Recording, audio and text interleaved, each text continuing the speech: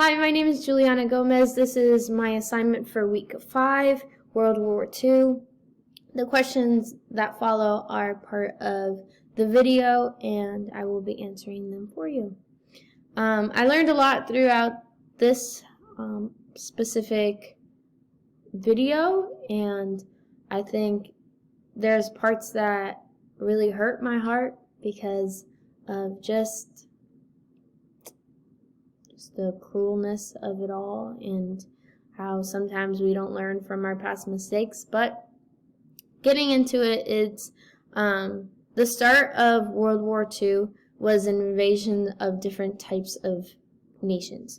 And so in September 1939, we had the Nazis invading Poland. And then around 1931, we had the invasion of Japanese invading China in 1937. And then we have the fight that happened in 1945. And so each one was different. And so there isn't a specific timeline. If you ask someone, each one is going to give you a different timeline. But those are the main points. And then when Hitler comes into power in 1933, and then in 1941 is when Americans started fighting. And so if you ask an American, we would probably say 1941, and that each country would say their own number. And so we really don't have like a specific time that World War II started, but that's like the overall. Hitler came into power in 1933. What is the Blitzkrieg? I believe that's how you pronounce it. But it's the tactics that they had combining with the troops and the tanks and the massive use of power that they had in those moments. Then we have the desert that started in 1940, and then it lasted till 1942. It was only 2 years long, but it hurt a lot of people in that time, and it was the parts of Montgomery, of outfoxed Germany, and so that's what it's called, and they use the slogan of the Desert Fox. The Nazis break when they invaded Russia.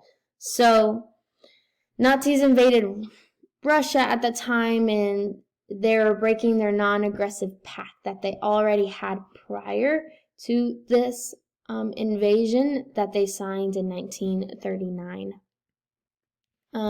What did the Japanese do in 1941? In 1941, that they saw that they lived in infamy.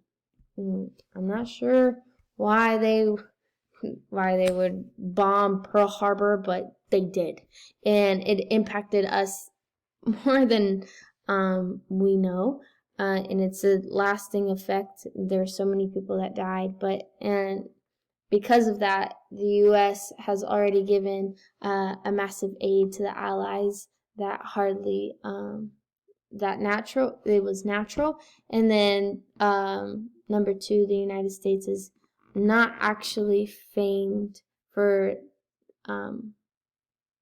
the political naturally. Essentially, the chances of Japan winning were very low, and they were low.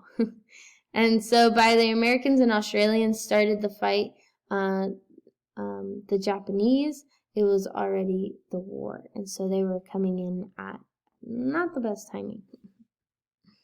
Or not the timing at all, I'm not going to lie to you. The Germans were not successful in the battle because Hitler was already, his ego was too high at that time, and he was just sending in people, the 6th Army, and they froze and they starved to death, and now they had to surrender. And so history it's weird, not gonna lie to you. It's not my favorite thing to study because it's very melancholy, but we have to know it so that we don't make the same mistakes.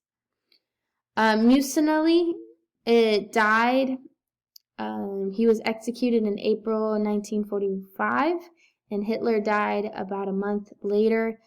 He committed suicide. The Germans surrendered to their allies in May 8th, 1945. And the Allies declared victory over Europe after Germany surrendered unconditionally. How many Jews were killed by the Nazis? This one really hurt my heart because I have studied a lot about the Nazis and the Jewish people. I've watched a lot of movies, documentaries, interviews, just for prior classes as well. But it's 6 million Jews were killed by the Nazis. Many starved to death. There was concentration camps. There was extermination camps. And so these death camps really, they did what they're called. I mean, this was inhumane. This was something that no one should be a part of or even want to relive in their lives. So, yeah, I think this topic hurts my heart a lot for the people that walk through this and still walk through it today with their family line. So I'm going to continue on. So John Green suggests that the reasons for Germans and the Japanese for their territory, they were just really fighting for what they believed in. And so in the beginning of the war, they suffered because of the food shortage that they had, and many of the population really died because of the food shortage. There was overpopulation and there was not enough food for everyone. So it says, explain why World War II was important. And so it was because the old Romans, they had lupus, and then they have the saying of man is a wolf to man.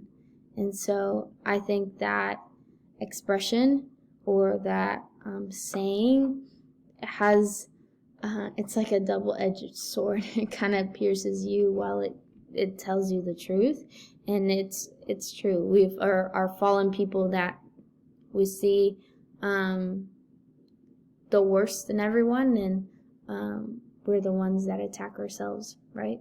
And so instead of creating peace, we find something to fight about.